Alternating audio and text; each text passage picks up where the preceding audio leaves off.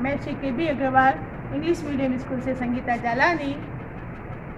कक्षा है 1, विषय हिंदी, पाठ है अपना 6, भरत। इसके लेखक कौन है? राजा लक्ष्मण सिंह। तो ये भरत कौन है? ये भरत वही राजा है जिसके नाम से हमारा देश का नाम भारत पड़ा। वही पहला राजा जिसने पूरे साम्राज्य को एकजुट किया। तो पहला चक्रवर्ती सम्राट भारत का कौन सा है? भरत। इस पे ये कविता जो है आपने सुनी होगी, कौन सी? हम भारत के भरत खेलते शेरों की संतान से, कोई देश नहीं दुनिया में बढ़कर हिंदुस्तान से। तो जो भारत था वो किससे खेलता था? शेरों के बच्चों के साथ या शेर के बच्चे के साथ वो खेलता था। आइए अपने कवि परिचय देखते हैं। तो राजा लक्ष्मण सिंह है, उनका जन्म 1924 में आगरा में जन्म हुआ था और उनको कई सारी भाषाएं आती थी। कौन कौन सी?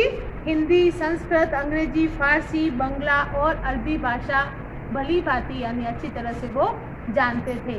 तो अगर हमको एक से अधिक भाषाएं आती है तो हम क्या कर सकते हैं? किसी भी अच्छी पुस्तक का दूसरी भाषा में अनुवाद कर सकते हैं। तो इन्होंने भी कालिदास नाम के जो कवि है, आपने नाम सुना होगा, इनकी कई पुस्तकों का हिंदी में अनुवाद किया। तो एक उनकी पुस्तक थी, कौन सी? अभिज्ञान शाकुंतलम। तो उसका उन्होंने हिंदी में अनुवाद किया और ये जो अपना पाठ है उसी अनुवाद का एक अंश है।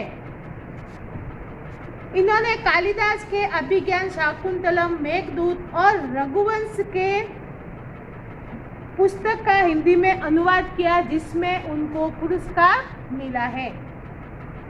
इनकी अनेक पुस्तकों का अंग्रेजी और हिंदी में अनुवाद हुआ। इन्होंने यानी काफ़ी सारी पुस्तकों का हिंदी और अंग्रेजी में अनुवाद किया है और कालिदास के ये जो 3 ग्रंथ है इनका इन्होंने हिंदी में अनुवाद किया। कालिदास द्वारा लिखित मूल नाटक अभिज्ञान शाकुंतलम का हिंदी में अनुवाद राजा लक्ष्मण सिंह ने किया था। प्रस्तुत नाटक उसी का अंश है। इसमें क्या है? नाटक में ऋषि कर्ण के आश्रम में शकुंतला का पुत्र भरत एक सिंह शावक के साथ खेल रहा है। तो भरत नाम का जो लड़का है वह सिंह शावक के साथ खेल रहा है। कौन से ऋषि के आश्रम में? कर्ण ऋषि के आश्रम में। आश्रम में रहने वाली 2 तपस्विनियां बालक को रोकने का प्रयत्न कर रही है। यानी 2 तपस्विनियां होती है, वो बालक को शेर के बच्चे के साथ खेलने के लिए रोकने की कोशिश करती है। राजा दुष्यंत चुप कर इस मनोहर दृश्य का आनंद ले रहे हैं। यानी राजा जो है चुप कर देख रहे हैं। बालक के प्रति सहज आकर्षण से वे रोमांचित है।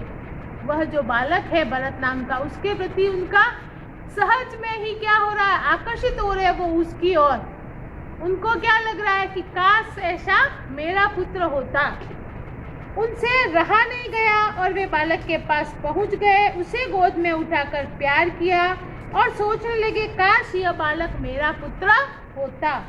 दोनों तपस्विनियों की बातचीत से उन्हें पता चला कि यह बालक उन्हीं का पुत्र है। यह जानकर वे खुशी से झूम उठे। तो अंत में उनको क्या पता चला कि यह जो बच्चा है वह उन्हीं का ही पुत्र है। आपने ये कहानी सुनी ही होगी कि किसी कारण से जो इनकी राजा की जो पत्नी है वह ऋषि के आश्रम में रहती है और वहीं पे इनके ये पुत्र होता है जिसका नाम भरत होता है। और बाद में उनको ये पता चलता है कि ये जो पुत्र है वह मेरा ही पुत्र है। तो ये जो नाटक है इसके कितने 4 पात्र बताए गए हैं। पहला पात्र कौन सा है? बालक है, उसका नाम क्या है? भरत। दूसरा जो है इसका पात्र है दुष्यंत, राजा जो है वो दुष्यंत है। तपस्विनी पहली और तपस्विनी दूसरी, ये इसके 4 पात्र है। तो पहला जो है दृश्य, जब भी हम नाटक शुरू करते हैं तो दृश्य जो है रंगमंच पे जो दिखाया जाता है, तो दृश्य क्या है? एक बालक सिंह के बच्चे को घसीटते हुए लाता है। सिंह के बच्चे को एक बालक जो है घसीटते हुए ला रहा है। 2 तपस्विनियां उसे रोकती हुई आती है। राजा दुष्यंत पेड़ की ओर से उन्हें देख रहे हैं। ये दृश्य है, तपस्विनियां उस बालक को रोकने की कोशिश कर रही है और राजा जो है चिपके देख रहे हैं। बालक बोल रहा है, अरे सिंह तू अपना मुख खोल, मैं तेरे दांत गिनूंगा। वह बालक क्या बोल रहा है? सिंह के बच्चे को बोल रहा है कि तुम अपना मुंह खोलो ताकि मैं तुम्हारे दांत गिन सकूं। पहली तपस्विनी, ए हठीले बालक, तू वन के इन पशुओं को क्यों सताता है? हम तो इन पशुओं को बाल बच्चों के समान रखती है। तेरा साहस बढ़ता ही जाता है। तेरा नाम ऋषियों ने सर्वदमन रखा है, सो ठीक ही है। सर्व यानी सबको, दमन यानी दबाने वाला। तो ऋषियों ने तेरा नाम सर्वदमन रखा है, ये ठीक ही रखा है, ऐसा तपस्विनी बोल रही है। दुष्यंत उसकी बातें सुनकर क्या कह रहा है? खुद से ही बोल रहा है, आहा, क्या कारण है कि मेरा स्नेह इस बालक की ओर उमड़ा सा आता है। यानी राजा जो है दुष्यंत, वह खुद से ही अपने आप से सवाल कर रहे हैं कि क्यों इस बालक के प्रति मेरा मोह जो है, मेरा मन जो है इसके प्रति इतना आकर्षित हो रहा है। दूसरी तपस्विनी, जो तू इस बच्चे को छोड़ न देगा तो सिंहनी तुझ पर दौड़ेगी। जो दूसरी तपस्विनी है वो बालक को डराने की कोशिश कर रही है कि तू इस बालक को नहीं छोड़ेगा तो सिंहनी क्या करेगी? तुझ पे क्रोधित होगी। बालक मुस्कुराकर, ठीक है, सिंहनी का मुझे ऐसा ही डर है। यानी सिंहनी से मैं बिल्कुल भी भयभीत नहीं हूँ। दुष्यंत आश्चर्य से, यह बालक अवश्य किसी तेजस्वी वीर का पुत्र है, इसका मुख अग्नि के समान दमक रहा है। तो वह दुष्यंत जो है क्या कह रहा है कि जरूर ही यह जो बच्चा है किसी वीर का बालक होगा, तभी तो इसका मुंह जो है इतना चमक रहा है, तेजस्वी प्रतीत हो रहा है। पहली तपस्विनी कहती है, हे प्यारे बालक, सिंह के बच्चे को छोड़ दे, मैं तुझे खिलौना दूंगी। यानी जो पहली तपस्विनी है वो उसको मन बहलाने के लिए कि शायद मैं खिलौने का लालच दूंगी तो यह सच्ची के सिंह के बच्चे को छोड़ देगा।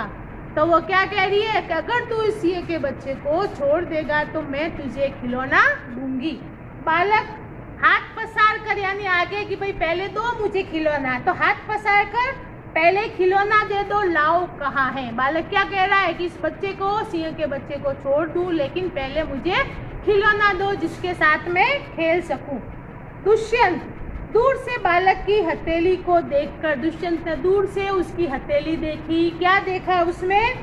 आहा, इसके हाथ में चक्रवर्तियों के लक्षण है। चक्रवर्ती यानी पूरी पृथ्वी पर जो राज करे, तो ऐसा क्या है उसकी हथेली में, उसको राजा को दिखा के इसके हाथ में चक्रवर्ती राजा के लक्षण है। उंगलियों पर कैसा अद्भुत जाल है और हथेली की शोभा प्रातः कमल को भी लज्जित कर रही है। यानी उसकी उंगलियों पे ये जाल है, ये भी कैसा है, अद्भुत है। और जो हथेलियां हैं वो कमल से भी अच्छी है, इसलिए कमल को भी लज्जित कर रही है। दूसरी तपस्विनी, हे सखी सुव्रता, बातों से यह न मानेगा। दूसरी तपस्विनी कह रही है कि ये बातों से मानने वाला बच्चा नहीं है। जा, मेरी कुटिया में ऋषि कुमार के खेलने के लिए मिट्टी का मोर रखा है, उसे ले आ। क्या बोल रही है दूसरी तपस्विनी कि मेरी जो कुटिया है, जो झोपड़ी है, उसमें मिट्टी का मोर रखा है, पहले उसको लेके हाथ, तभी यह बालक मानेगा, अन्यथा यह बालक मानने वाला नहीं है। पहली तपस्विनी, मैं अभी लिए आती हूँ, ऐसा कह के वो जाती है। बालक, तब तक मैं इसी सिंह के बच्चे के साथ खेलूंगा, यह कहकर तपस्विनी की ओर देखता है और हंसता है। दुष्यंत अपने आप से ही बोल रहा है, क्या बोल रहा है? इस सुंदर बालक से खेलने को मेरा मन कैसा ललचाता है। यानी उस बच्चे को देख के जो आकर्षित है, वह क्या बोल रहे हैं कि इस बच्चे को देखकर मेरा मन ललचा रहा है। यानी मैं सोच रहा हूँ कि मैं इसको गोदी में उठाऊं, प्यार करूं, इसको खिलाऊं। धन्य है वे मनुष्य जो अपने पुत्रों को गोद में लेकर उनके अंग की धूली से अपनी गोद मैली करते हैं और पुत्रों के मुख अकारण हंसी से खुलकर उज्जवल दांतों की शोभा दिखाते और तुतले वचन बोलते हैं। यानी दुष्यंत क्या बोल रहे हैं? छोटे बच्चों की हर हरकत जो है क्या लगती है, एक पिता को प्रिय लगती है, उनके तुतले वचन भी प्रिय लगते हैं उनके जो दांतों की शोभा है, जो हंसी है, सब कुछ क्या है, मोहित करने वाले होते हैं। तो वह बालक भरत को देखकर अच्छा लग रहा है उनको, वो उसके प्रति आकर्षित हो रहे हैं। दूसरी तपस्विनी, क्यों रे ढीठ तू मेरी बात कान नहीं धरता, यानी तू मेरी बात पे कान नहीं धरता। या मुहावरा दिया हुआ है कि तू मेरी बात क्यों नहीं सुन रहा है, उस पे अमल क्यों नहीं कर रहा है। कोई ऋषि कुमार यहाँ है, इधर उधर देखकर वो क्या बोल रही है तपस्विनी कि कोई यहाँ ऋषि कुमार है। दुष्यंत को देखकर, हे महात्मा तुम ही आओ और कृपा करके इस बलि बालक के हाथ से सिंह के बच्चे को छुड़ाओ। तो दूसरी तपस्विनी है, पहले तो सोचती है कि कोई ऋषि पुत्र होगा तो वह इस बालक के हाथ से सिंह के बच्चे को छुड़ा देगा। जब कोई नहीं दिखता है तो उस राजा की ओर देख के बोलता है कि तुम मेरी मदद करो इस बालक के हाथ से इस शावक को छुड़ाने में। दुष्यंत, अच्छा, और बालक के पास जाकर और हंसकर, हे ऋषि कुमार तुमने इस तपोवन के विरुद्ध यह आचरण क्यों सीखा। दुष्यंत जाता है और उसको बालक भरत को क्या बोल रहा है कि यह जो है इस ऋषियों की परंपरा के विरुद्ध है, क्या कि किसी जानवर को जबरदस्ती पकड़ के रखना। तो राजा उससे पूछ रहे हैं बालक से कि तुमने क्यों यह विपरीत आचरण सीखा है, जिससे तुम्हारे कुल की लाज जाती है, इससे तुम्हारे कुल की शोभा नहीं बढ़ती, उसकी लाज जा रही है। यह तो कोई अच्छी बात नहीं। राजा क्या कहता है अंत में कि यह कोई अच्छी बात नहीं है।